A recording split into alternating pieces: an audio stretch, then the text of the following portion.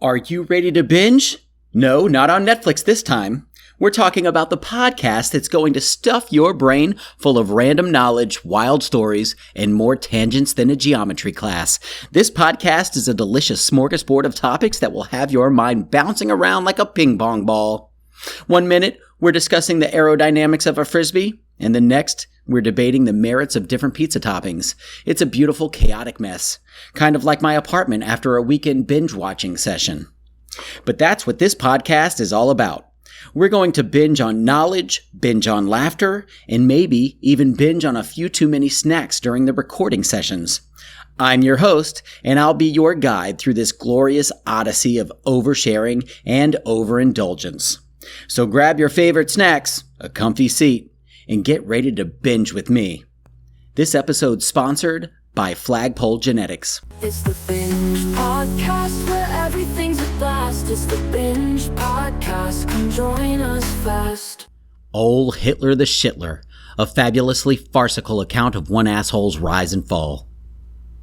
So there once was this little twerp named Addie who didn't have a single artistic bone in his entire inbred body.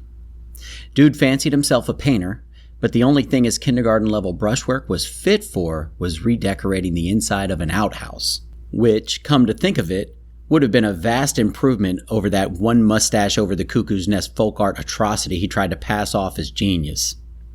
But I'm getting ahead of myself. Let's rewind a bit to little Addie's humble beginnings as a nothing more than a Bavarian brat with a bad comb-over and a hoarding complex.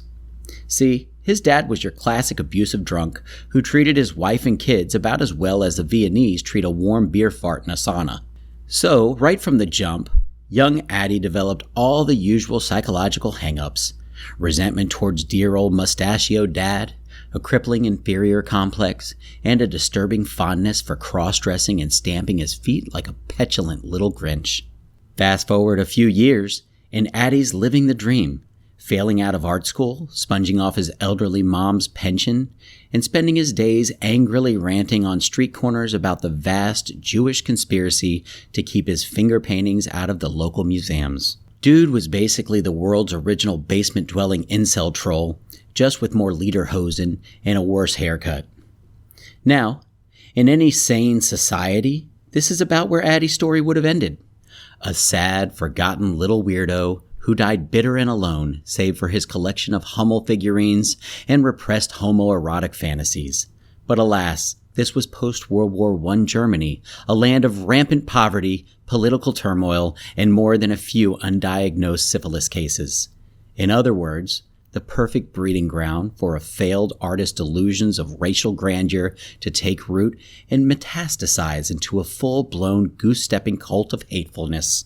So Addie starts recruiting all the other misfit man-children who couldn't get a date or hold down a job, and before you can say Lebensraum, he's formed his very own gang of disgruntled anti-Semitic dillweeds. They call themselves the Nazis because the Aryan Brotherhood of incredibly punchable virgins was a bit too on the nose. From there, it was just a matter of exploiting some political loopholes, orchestrating a few ill-advised power grabs, and boom. Suddenly, this syphilitic circus was running the entire goddamn Reich. And that's when the real fun began. Because once little Addie and his merry band of misfits got their tiny, Aryan-approved hands on the levers of power, they quickly transformed Germany into a total crockpot of insanity. We're talking book burnings, mass incarcerations, batshit eugenics programs, the whole 9 yards of authoritarian lunacy. Old Shitler himself was so drunk on power and long-suppressed resentment that he started ranting and raving like an unmedicated schizophrenic at a Klan rally. Only this time, people were actually listening to his deranged pseudo-intellectual ramblings instead of just shuffling past him on the street.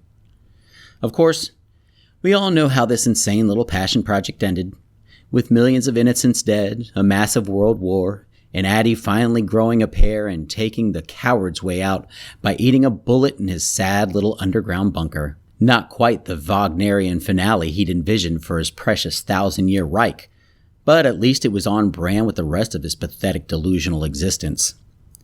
So let that be a lesson to all the disaffected, socially maladjusted man-children out there. If you ever find yourself falling upwards into a position of power, maybe don't use it as an excuse to lash out at the world for all your petty grievances and shortcomings. Also, for the love of all that's holy, please keep your shitty little mustache away from any manifestos or ideological movements. We've already had quite enough of that, thanks.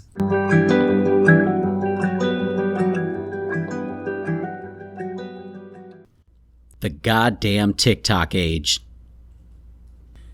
This world has gone apeshit crazy over these newfangled social medias. TikTok is the latest son of a bitch to take over. Everywhere you look, kids are shaking their asses and making dumb fuck faces into their phone cameras. It's a goddamn cultural scourge. But maybe there's more to it than just mindless fuckery. Social media connects people, after all. Around the world, lonely bastards find kinship in the damnedest of online communities. Shit, even movements get sparked on these apps. Good or ill. On TikTok, a nobody can become a somebody with the right viral video. A pretty girl shaking what her mama gave her can make more money than a Wall Street fat cat. It's a meritocracy of sorts. The masses decide what's hot and what's not with a flick of their thumbs. But Christ, does it ever go too far sometimes? These kids plaster their whole lives online for the whole world to gawk at. No boundaries, no privacy. They'll do any stupid, dangerous prank for likes and views. Dumbasses choke themselves half to death for cheap thrills. And the time sink. Don't get me started. Hours upon hours get pissed away watching lip-syncing idiots. Productivity grinds to a halt as people refresh their feeds like fiends.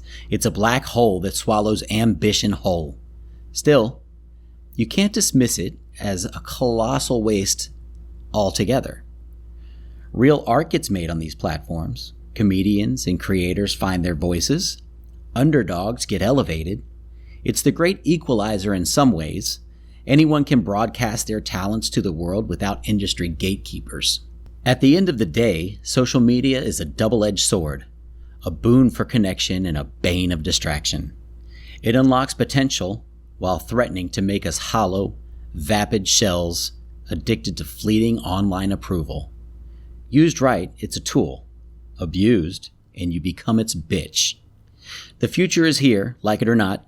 TikTok and its ilk aren't going anywhere. We'd better adapt and learn to wield their power responsibly, because these goddamn apps, they're the new reality, for better or worse.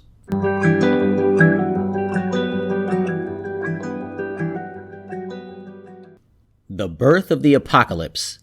How man unleashed the power of the sun. It was a warm July morning in 1945 when the world was forever changed.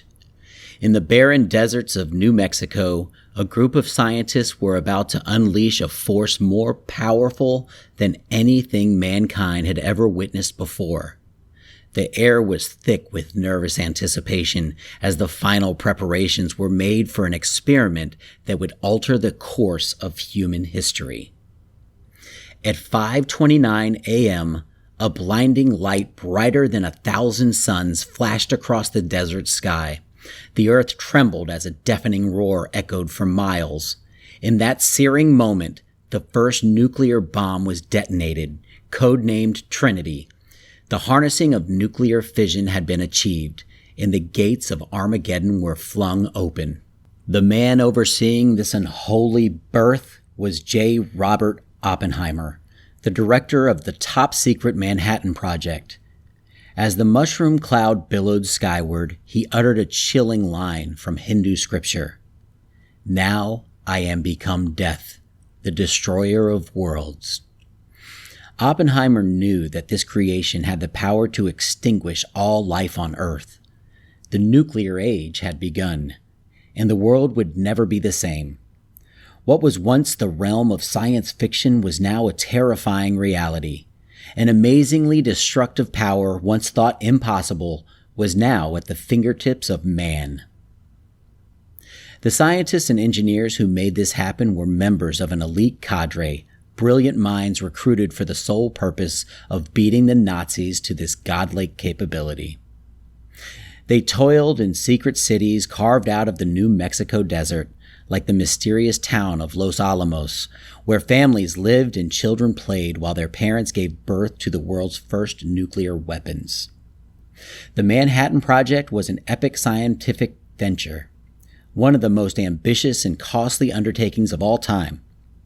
It consumed billions of dollars and employed over 130,000 people, all while operating under a cloak of extreme secrecy and deception. Those involved had to watch every word, lest they inadvertently revealed the classified mission to the enemy. And the enemy was always watching.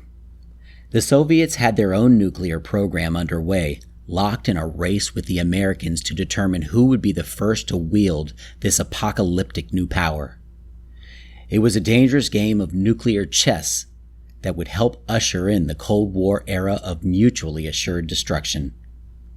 When the Trinity test was successful, the world's future was sealed. Just weeks later, the U.S. dropped 2 nuclear bombs on the Japanese cities of Hiroshima and Nagasaki, bringing a shocking and abrupt end to World War II. But it also opened up a Pandora's box of nuclear proliferation, an arms race that brought the world to the brink of annihilation on multiple occasions. Even today, over 75 years later, the threat of nuclear war still looms. The 9 nuclear powers possess over 13,000 warheads in their arsenals, weapons powerful enough to extinguish human civilization dozens of times over. We are but one miscalculation, one madman, one push of a button away from potential omnicide. The discovery of nuclear fission was one of the most consequential events in the history of our species. It was the day we finally harnessed the fire of the universe and invited doom down upon ourselves.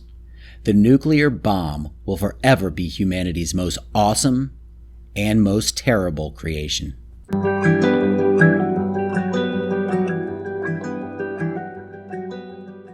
The binge, it's time to